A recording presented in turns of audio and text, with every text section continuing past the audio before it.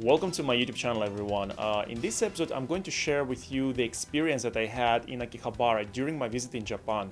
Akihabara is basically an area in Tokyo where you can find anything related to anime, manga, comics, music, and of course, video games. It has a couple of arcades and lots of retro game shops. It's kind of like a sacred ground for nerds and gamers.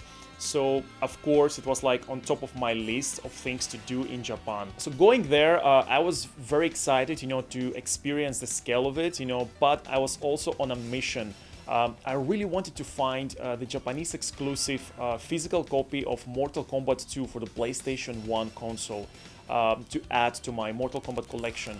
I'm a big MK fan, but this game is like way too expensive to buy it online, so I was really hoping to find it cheaper in Japan. So before going to Akihabara, I browsed for some go-to places, places to visit in terms of arcades and retro game shops, just so that I would have like a solid starting point. But these lists usually don't show even the half of it, because when I got there and opened Google Maps and searched for retro game shops, it was like a hive, they're everywhere. Of course, I went to places like Super Potato and Bukov, and a couple of more from the list that I browsed, but there are many more, and I think I went to something like 20 retro game shops, and that wasn't even the half of it, it's like a whole day activity. By the way, if you want, you can check the description of the video down below, where I list some of the retro game shops that I went. So when you enter in these retro game shops in Akihabara, it's like an endless spectacle of retro gaming consoles, accessories, video games, video game related toys and figurines, and even magazines. And what I liked is that the Japanese take really good care of their stuff, everything is in great condition, especially the games that are nicely resealed.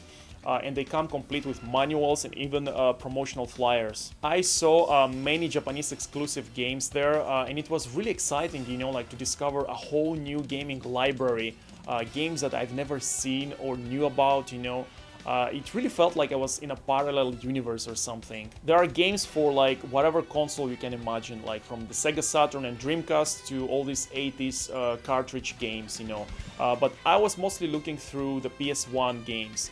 And I gotta say, I don't remember seeing any of these classic games that we have in the West, like Spyro and Crash, or like Apes Exodus or something like that, so I'm not sure how popular these games were in Japan, but I still saw like some classic and favorite games, like Tekken and Soul Edge. One thing I would like to point out is that it's very hard to browse, everything is in Japanese, and you actually have to check the box art if you want to find something. But if you want to skip the effort, you can always ask for assistance. Just show them the picture, of the game that you're looking for, and they will be happy to help you. So as we were hunting for retro games, we also had the opportunity to go to the Japanese arcades. And there are like several of them, scattered throughout Akihabara.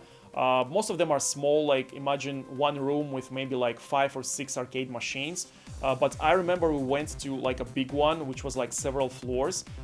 And there was like a whole floor dedicated to fighting games, and you see like King of Fighters, Street Fighter, Virtua Fighter, Soul Calibur, Tekken, all these Japanese fighting games.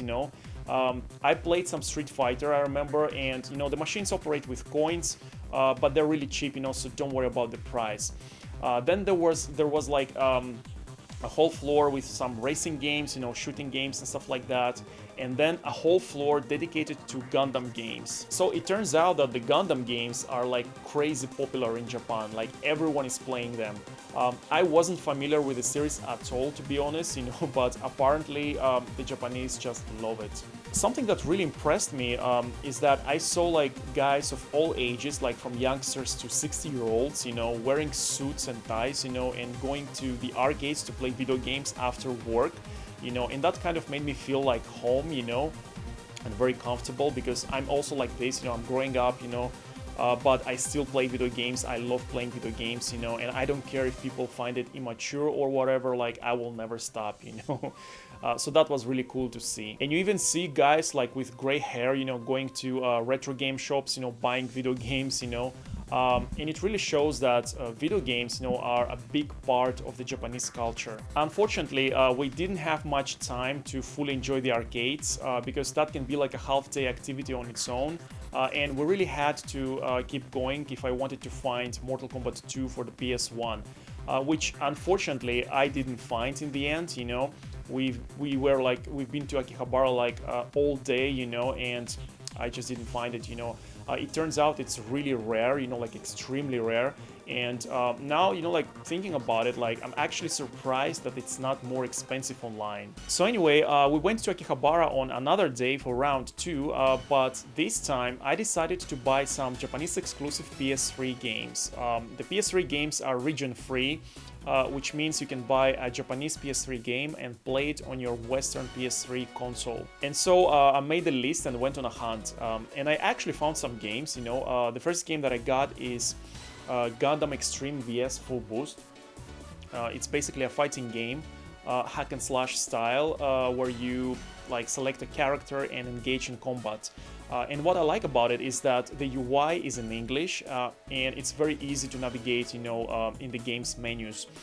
It has a very arcadey feel to it, it's a really cool and fun game, and for me, I think it's a really good introduction to the series. So the next game that I got from the same shop is Gundam Breaker. This is how it looks like. It's basically a 3D beat-em-up hack and slash game where you need to complete stages. Again, like the UI is in English, so you won't have any trouble, starting the game and stuff like that. But the dialogue is in Japanese, which I guess, adds to the charm of the game, but you're gonna need probably like a translating app, if you want to follow the story. Again, it's a really cool game, very arcadey feel to it, and I'm happy that I got it. So the third game that I got is a little bit different. It's called Aquanut Holidays. And it's basically a water-themed game where you explore the ocean. It's a very relaxing game. I like those type of games, but everything is in Japanese, so it's really hard to play for me. Like you really need a translating app to play this game.